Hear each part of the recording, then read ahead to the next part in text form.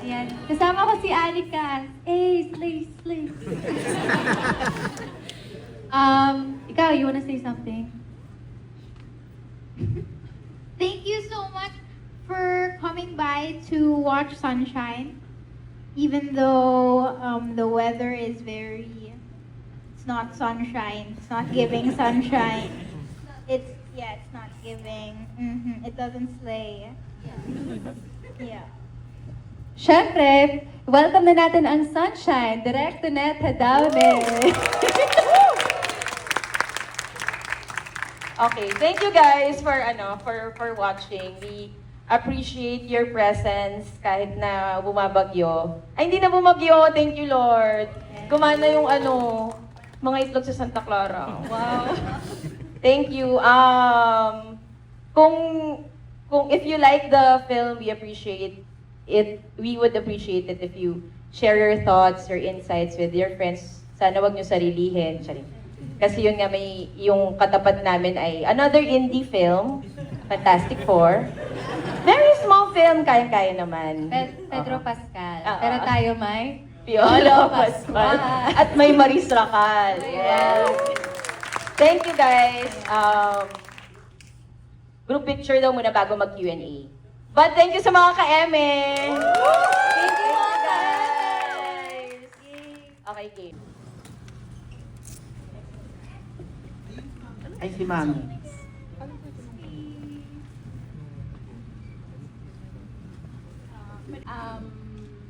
I would like to ask what preparations have you done for this to make this great movie? Thank you, Tita Lucy. Nice to see you again. For this here. film, for the preparation, siguro yun yung official day one namin. Hindi yung day one ng shoot. Kasi very tedious yung work. Unang-una, almost 1 year na training for the role, rhythmic gymnastics.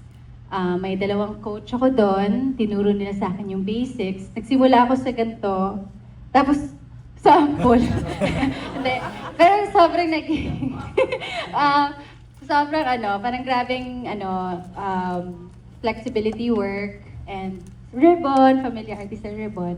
Pinaka-heavy din talaga na preparation ay yung sa acting part. Yung we would always call it psycho-emotional aspect kasi buong kaluluwa mo yung kailangan i-offer mo sa role. So, I did acting workshops specifically for this role, which really helped me siguro up to this day. Nasa puso ko yung training na yun. Very, very thankful for Sunshine Project. And pumunta kami sa Quiapo. Syempre naka-incognito para...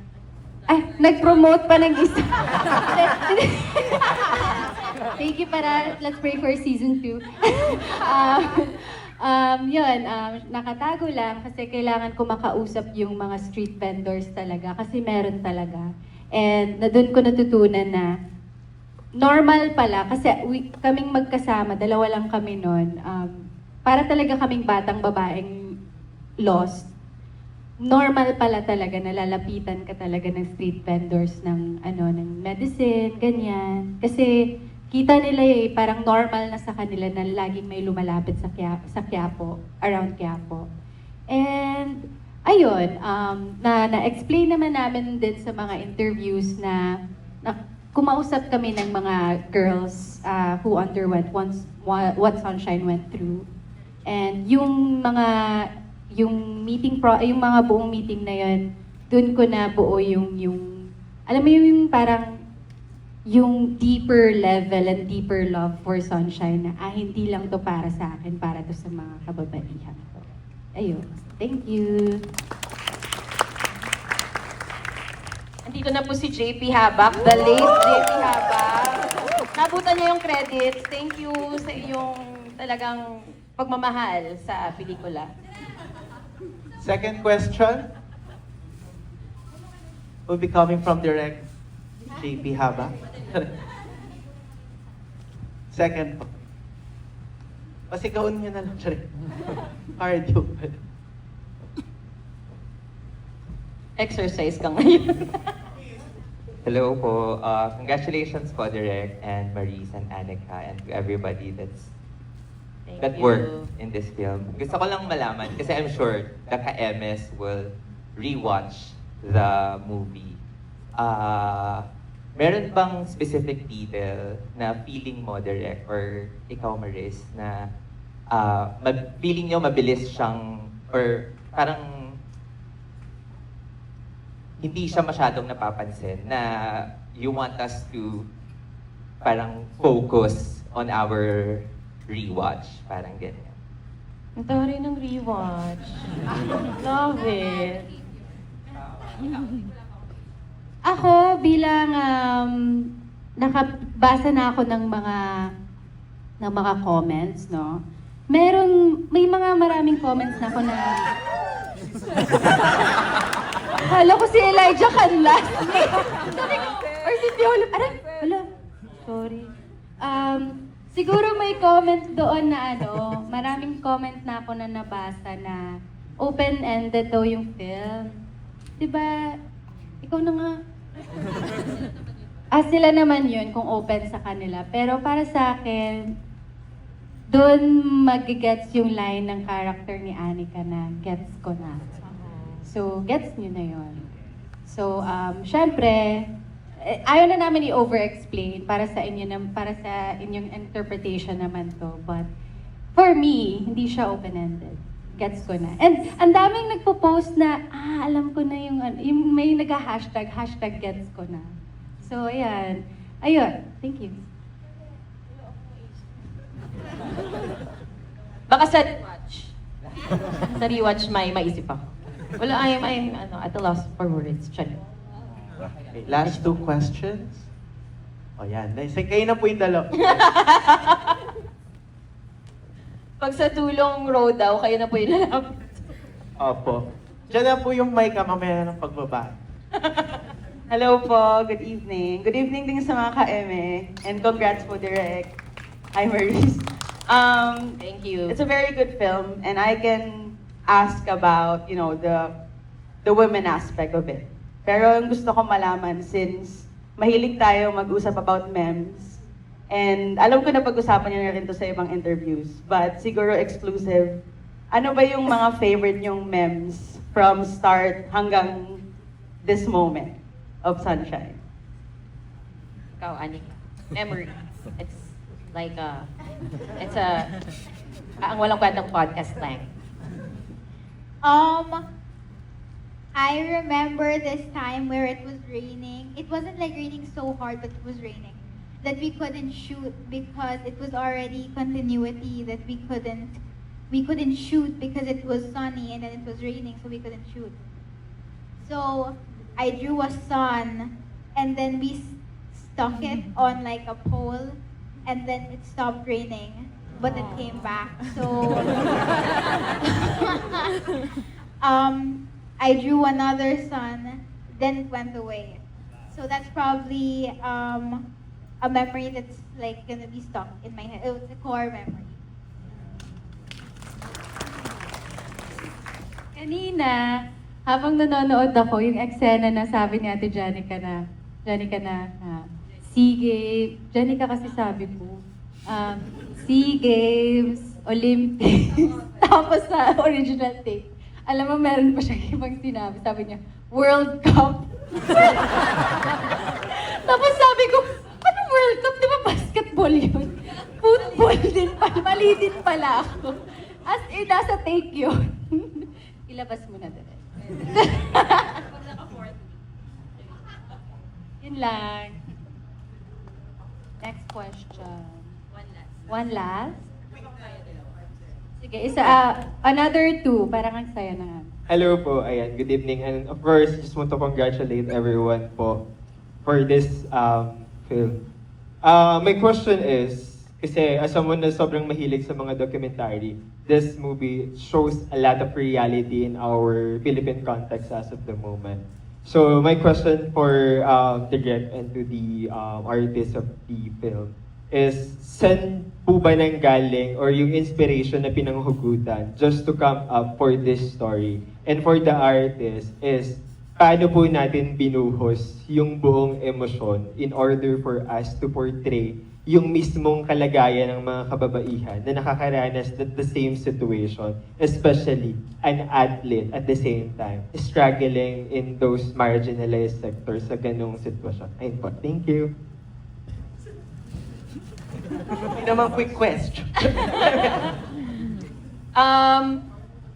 Yung kwento ay parang nung pandemic, marami na akong mga in-interview na mga bata. Bata meaning 18 below na nabuntis during their teens. Tapos dahil pandemic noon, naka-zoom pa, naka-camera off. Tapos meron dong tinerminate yung pregnancy nila, meron ding tinuloy yung pregnancy nila, meron dong nabuntis ng 16 years old, nabuntis ulit ng 17 years old. So, parang kapag pinapakinggan mo yung mga kwento nila, talagang nakakakilabot. Kasi, pero kinukwento nila yun na parang sinasabi nila lagi, pero okay naman po ako, masaya po ako kung nasan ako ngayon. Wala po akong pinagsisisihan na, na binuhay ko sila ganyan. Pero, syempre, iba't iba naman yung tingin ng mga pwedeng sinasabi na lang nila, ganyan, etc. Tapos, marami rin akong mga na-interview na mga, ang daming mga women's health organizations na tumulong magbasa ng script. So, pinabasa ko sa kanila yung script, binabalik nila sa akin with comments. Meron ding, may mga religious groups din ako na pinabasa, nagko-comment sila, ganyan. So, parang holistic yung tingin sa writing process pa lang. Tapos, later on, as a writer, ikaw na yung gagawa nung path na dadaanan ni Sunshine.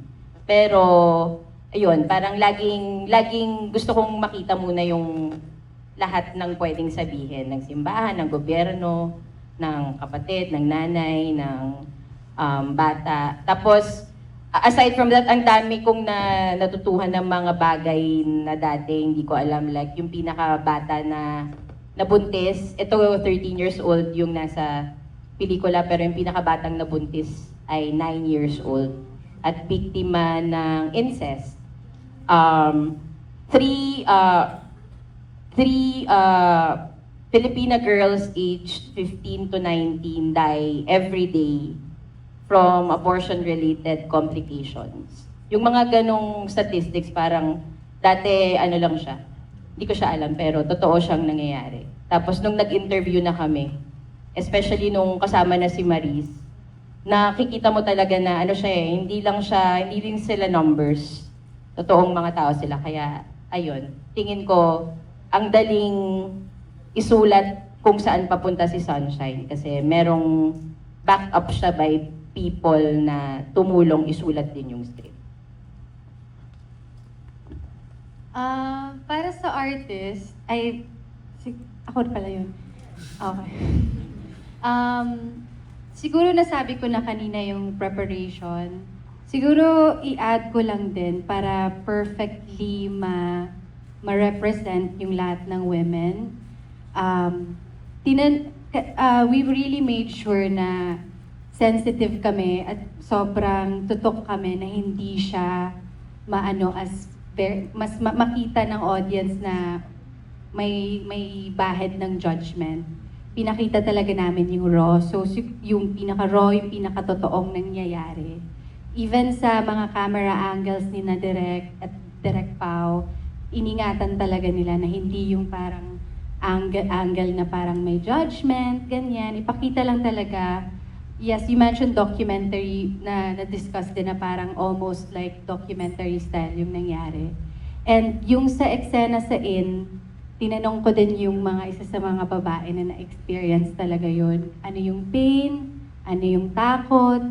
Kasi lahat sila pumapasok sa or motel or kahit anong room na nasan sila thinking na they might die anytime soon. So, totoo yung kaba, totoo yung lahat ng takot. So, lahat ng nangyayari dito sa pelikulang to, yun din talaga yung pinakatotoong nangyayari sa lahat ng mga babae, especially yung mga babaeng minor pa. So, ayun, siguro with that kind of preparation, nabuo yung Sunshine and ano talaga siya. I feel like nakaka-proud yung pelikula kasi pag mapanood mo siya, hindi mo ma-judge si Sunshine. Hindi kayong parang, kasi ganyan. Kundi ano ka ng compassion. Magkaroon ka ng awa, magkaroon ka ng pake. And yun din yung namulat ako, yun din yung nag-open sa akin while preparing for Sunshine. Na ganito pala yun, gets ko na.